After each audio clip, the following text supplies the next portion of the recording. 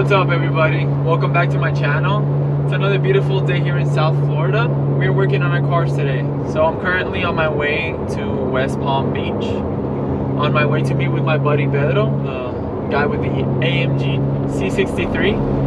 We're gonna be doing a few just basic maintenance, changing out the rotors and getting our track ready. And we're probably doing the spark plugs on my car. So I just figured, well, I'm on my way, I might as well introduce myself to you guys and tell you a little bit about me. So I just started this channel, close to a month ago. The reason for it is because I live in Miami, and the car scene in Miami is very active, it's very cool. There's a lot of supercars, a lot of hypercars. That's where I'm able to get a lot of my content. I found myself constantly sharing with my brothers. I have 4 brothers and my dad. We're all car guys. I come from a family of car people, and I found myself always sharing, videos and the events and everything with them. They just tell me, wow, how cool is that? Wish I could be there and whatnot. It just kind of clicked in my head one day, honestly. I'm constantly recording. I'm constantly sharing this with my siblings and my dad. So why not expand it? And I just figured I'll just start sharing it with everybody. So that's where the idea sparked to just start the YouTube channel. I've been having a lot of fun with it. It's very time consuming, but it's fun because it's something that I love. It's a passion of mine. I've been into cars ever since I can remember. So my first car was a 1998 Ford Mustang, and it was green, like a forest green.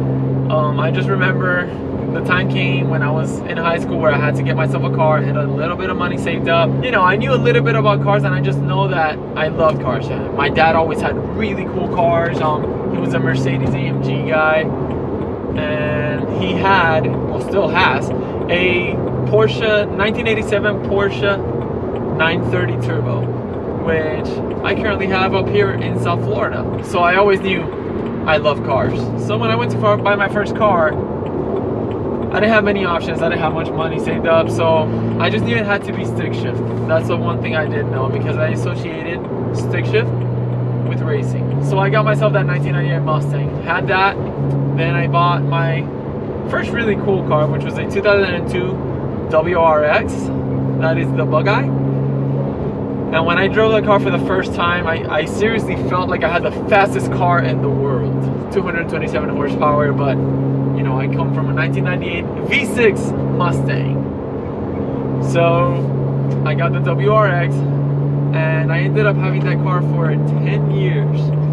I actually at one point wanted to upgrade to an STI, but for certain reasons I was not able to obtain it. So I decided, let's go all out in my WRX, and I ended up loving my car, which is why I had it for 10 years. I upgraded to a VF34 turbo, which is a Japanese STI turbo, and headers. I went full bolt on with the car pretty much. It was making about 300 wheel, and I loved it. I loved every minute of it.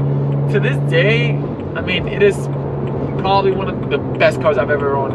I love my current car now, but the WRX is definitely very close with it. After that WRX, got myself a 2008 335 here in Miami, like this one, and absolutely loved it. The difference was heaven and earth in the way they drive. Going from the WRX Subaru to a BMW, the power delivery felt so different, or just the throttle response. So the 335 was awesome. I loved it, and as you guys can see, I put ARC8 18s wheels on it. I pretty much went full bolt on with that one, and honestly, it was a fun car. Then I ended up going to some meets here. There was a lot of Corvette action in these meets. There was this one black Corvette. It was a C6 Grand Sport. I saw it running, and I decided, I need a black Corvette in my life. And one of my dream cars was always the C6 Z06. I just absolutely love that car. It just looks awesome, amazing bang for your buck. It looks like a Batmobile, especially when it's black.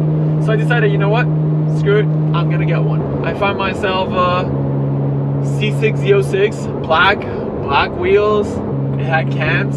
It had an intake manifold upgraded, and it sounded loud.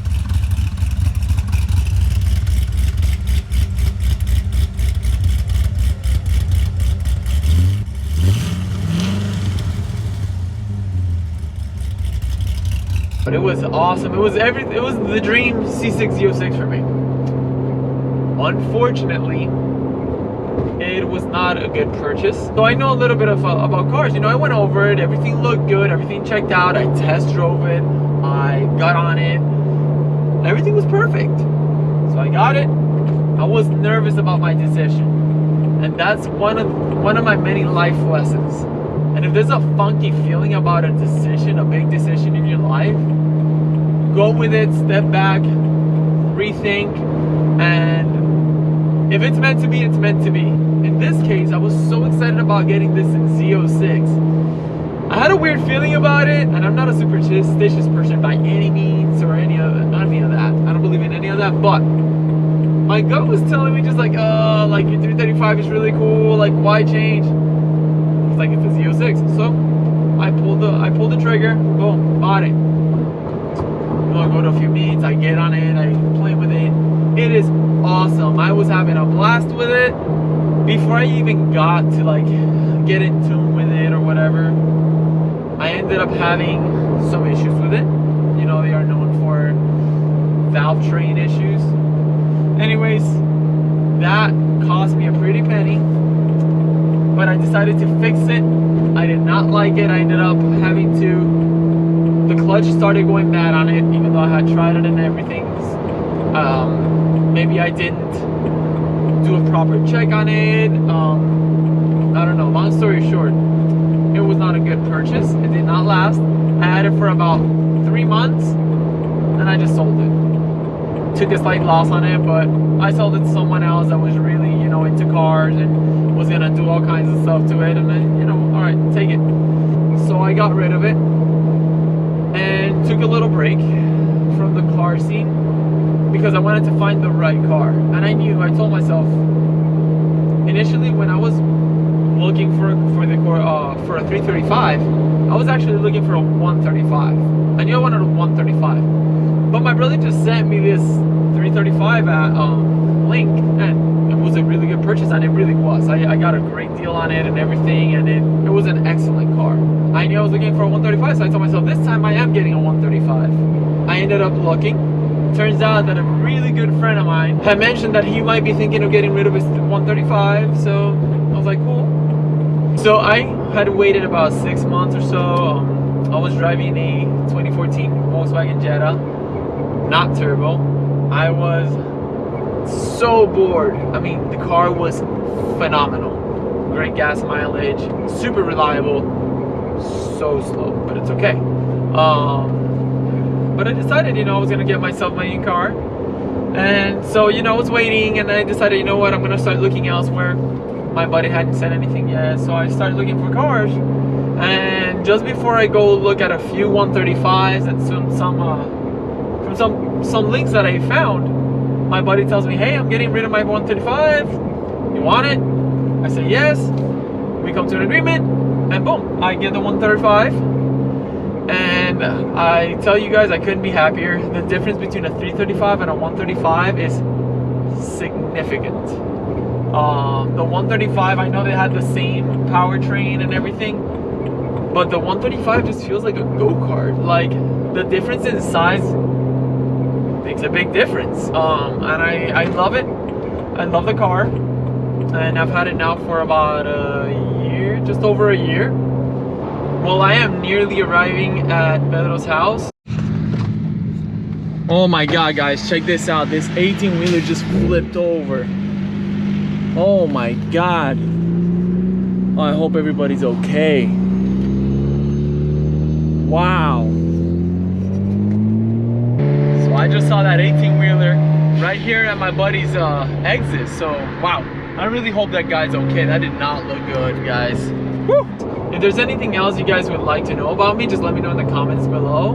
And that's enough of that. Now let's get to working on the cars. And here we are, guys. I finally made it to Pedro's house. Here's my car. And let's see what we're gonna be working on today. Here we have my trusty toolbox, snap-on electric ratchet and everything. So we're gonna be putting on front and rear wheel speed sensors. We're gonna be putting in these brand new rotors. They look pretty sick, guys. Wow. And they are lighter as well. How much lighter are they? 6 pounds. 6 pounds lighter per side. Yeah. We're also gonna probably clean these up a little bit because they've been through hell and back.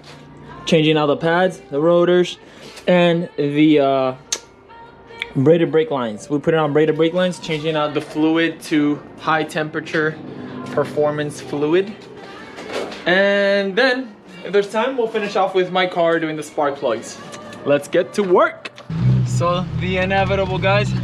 So now we're on our way to go AutoZone, get a breaker bar so we can get the calipers off in order to change out the rotors. Here we are, guys, in and out.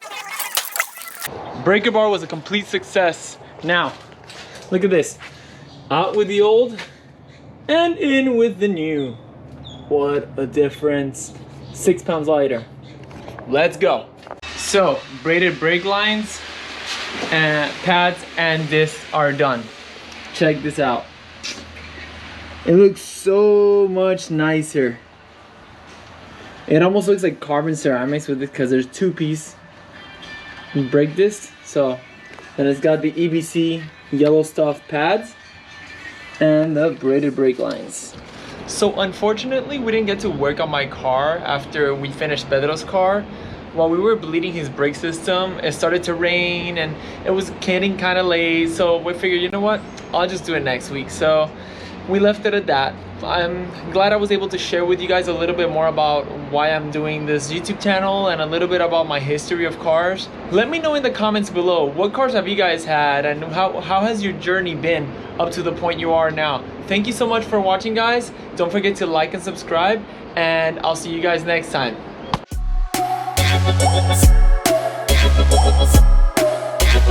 back.